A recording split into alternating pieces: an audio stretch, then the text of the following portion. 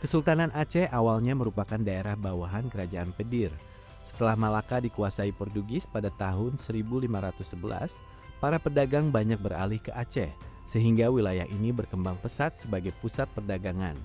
Pada awal abad ke-16, Aceh berdiri sebagai kerajaan merdeka di bawah pimpinan Ali Mughayat Shah tahun 1514 hingga 1528, yang sekaligus menjadi pendiri Kesultanan Aceh. Setelah itu, kekuasaan dilanjutkan oleh penerusnya hingga mencapai puncak kejayaan pada masa Iskandar Muda tahun 1607 hingga 1636. Pada masa ini, Aceh berkembang menjadi kerajaan besar dan kuat di Nusantara, baik dalam bidang politik maupun perdagangan. Wilayah kekuasaannya meluas hingga ke daerah seperti Delhi, Minangkabau, hingga Semenanjung Malaya, serta menjadi pusat perdagangan internasional dan penyebaran Islam. Namun, setelah masa kejayaan tersebut, Aceh mulai mengalami kemunduran, terutama setelah wafatnya Iskandar Muda dan digantikan oleh Iskandar Thani tahun 1637 hingga 1642. Kemunduran ini disebabkan oleh konflik internal, persaingan elit, serta melemahnya kekuatan politik dan ekonomi. Sumber sejarah. Pertama, Kitab Bustanus Salatin, yaitu karya sastra sejarah yang ditulis oleh Nuruddin Ar-Raniri pada abad ke-17. Kedua, mata uang emas yang digunakan pada masa kejayaan Kesultanan Aceh sebagai bukti aktivitas ekonomi. Ketiga, Masjid Raya Baitur Rahman, peninggalan bersejarah yang menunjukkan kuatnya pengaruh Islam.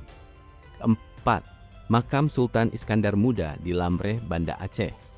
Kelima, meriam peninggalan Kesultanan Aceh sebagai bukti kekuatan militer dalam menghadapi penjajah.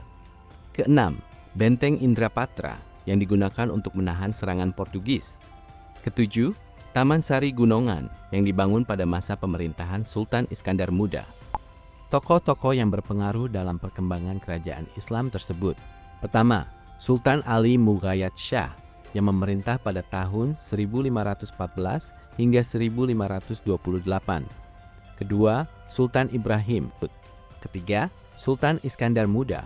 Keempat, Sultan Iskandar Thani. Corak kehidupan sosial masyarakat Kesultanan Aceh Darussalam sangat dipengaruhi oleh ajaran Islam yang menjadi dasar dalam kehidupan sehari-hari. Masyarakat terbagi ke dalam golongan bangsawan yang disebut Tuku dan golongan ulama. Kedua golongan ini memiliki peran penting dalam pemerintahan serta dalam kehidupan sosial masyarakat. Para ulama tidak hanya berperan di bidang agama, tetapi juga berperan dalam pendidikan serta dalam pengambilan keputusan-keputusan penting bagi kerajaan. Sistem sosial yang berkembang saat itu bersifat feodal. Namun dalam perkembangannya sering terjadi persaingan antara golongan bangsawan dan golongan ulama. Persaingan inilah yang kemudian memengaruhi kestabilan kerajaan. Mata pencaharian. Mata pencaharian utama masyarakat Aceh adalah berdagang dan bertani. Letaknya yang sangat strategis berada di jalur perdagangan Selat Malaka membuat banyak masyarakat bekerja sebagai pedagang, baik pedagang dalam negeri maupun berdagang dengan pedagang dari luar negeri. Selain itu, masyarakat juga menanam berbagai komoditas, salah satunya adalah lada. Lada menjadi hasil bumi utama yang sangat penting dalam kegiatan perdagangan saat itu. Kegiatan pertanian dan perdagangan inilah yang menjadi sumber penghidupan utama bagi seluruh masyarakat. Corak kehidupan ekonomi dan politik. Dalam bidang ekonomi dan politik, Kesultanan Aceh Darussalam berkembang sebagai kerajaan maritim yang kuat dengan perekonomian yang berbasis pada perdagangan internasional. Pemerintah kerajaan mengatur segala kegiatan perdagangan serta menjalin hubungan baik dengan berbagai negara guna memperkuat perekonomian kerajaan. Aceh menerapkan sistem perdagangan bebas. Hal ini membuat banyak pedagang dari luar negeri tertarik dan berdatangan untuk berdagang di wilayah Aceh.